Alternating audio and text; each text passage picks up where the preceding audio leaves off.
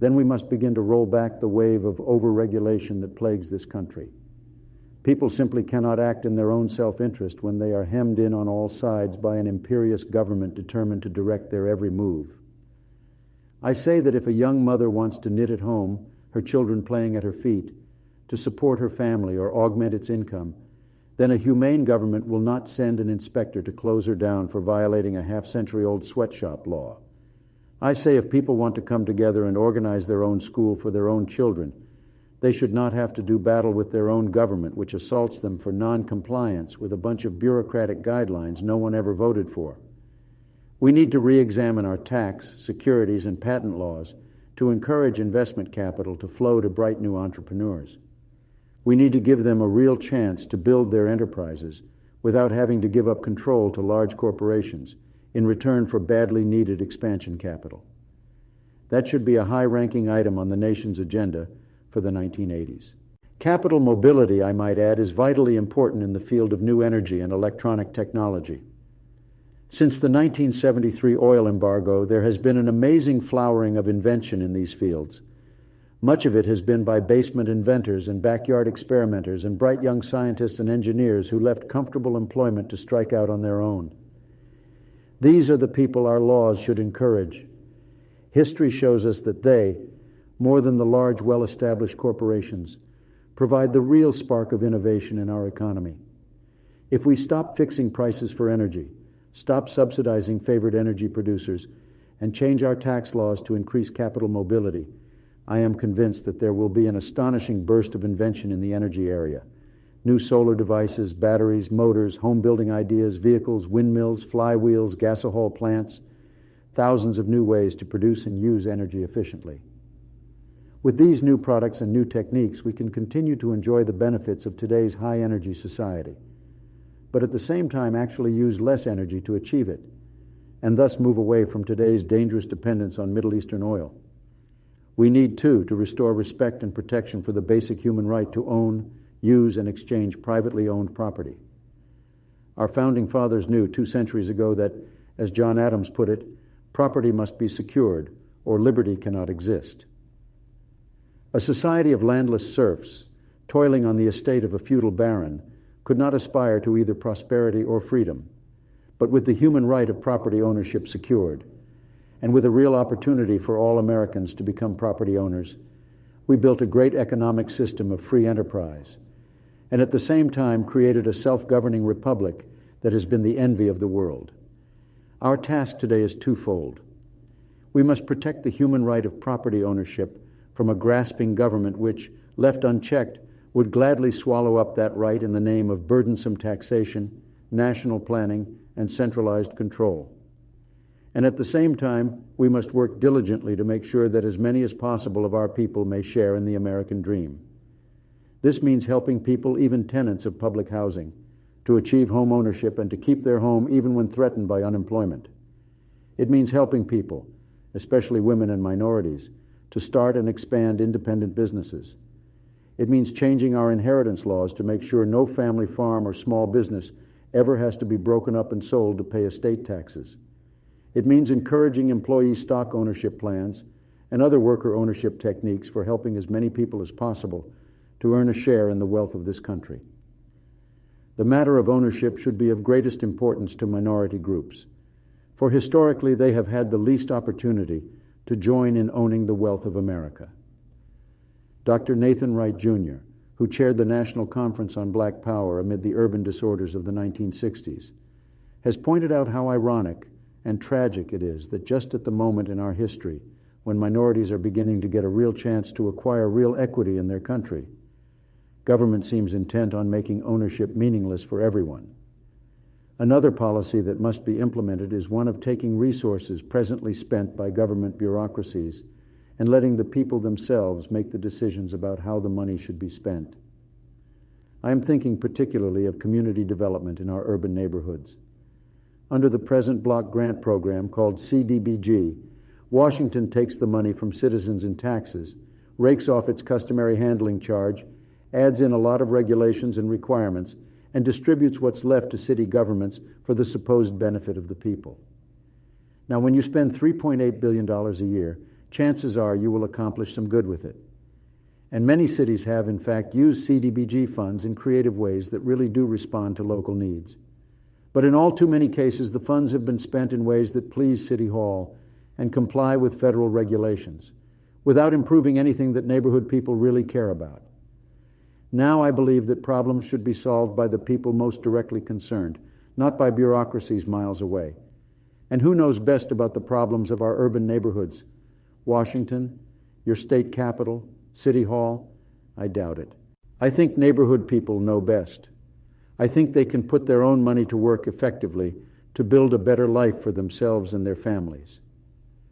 When I'm president, I'm going to try an experiment. I'm going to tell my Secretary of Housing and Urban Development to take some of the discretionary funds under the CDBG plan and distribute them not to City Hall or to organizations that have the political favor of City Hall, but directly to all the citizens of a neighborhood. Under this experiment, every citizen would get a voucher or coupon. It might say, for example, $10 of your money plus this voucher will produce $50 for the neighborhood improvement project of your choice. The citizen could choose from among dozens of neighborhood projects, some run by city governments, others by church groups, fraternal societies, block clubs, a wide variety of improvement groups. Now that is really returning power to the people. It's giving them, not public officials, the money, and letting them, not bureaucrats or politicians, decide how that money should be spent. For after all, whose money is it? It's their money, and they should get what they want, not what somebody else thinks is good for them. There will be some who will say that giving power back to the people is a wrong idea. They may say that neighborhood people lack the big picture and will squander the money on projects of little value. They may say that only through the federal government can your tax dollars be wisely spent. Well, I think they're wrong. And when you look at the ridiculous things that the government spends your tax dollars on, when you look at all the times that our urban neighborhoods have been overrun by federally funded urban renewal, or freeways, or other projects that destroy homes and businesses and places of worship and the rich and varied culture of our communities, you will realize, I think, that the people themselves could scarcely have done any worse. And I am convinced that the people could do a lot better. Because you'll use the money the way you want it spent for your own benefit, for the benefit of your families and your neighborhood. You know what works and what doesn't. You know who you can trust and who you can't, because they owe their allegiance to downtown politicians or Washington bureaucrats who pay their salaries. That's the kind of creative new approach I'm going to try when I become your president. I don't want to be president so I can boss an army of bureaucrats who want to run your life. I want to be president so I can reverse the progress of power to Washington and unleash the power of progress in every neighborhood and every town and every workplace across this great land of ours. There's another thing I plan to do when I'm president, and that's to help the parents of our private school children to meet the costs of private education. Private education has played an honored role in our history, and I don't mean just the expensive prep schools. I mean the private and parochial schools in city after city in this country, and the newer alternative schools, and the academies that offer real educational opportunities to minority children. Our private schools have fought a continuing financial battle to stay open. They have also had to fight a legal battle against an Internal Revenue Service, which has threatened their independence and their very existence. I think it's time that the parents of private school children were entitled to a tax credit against the tuition they pay.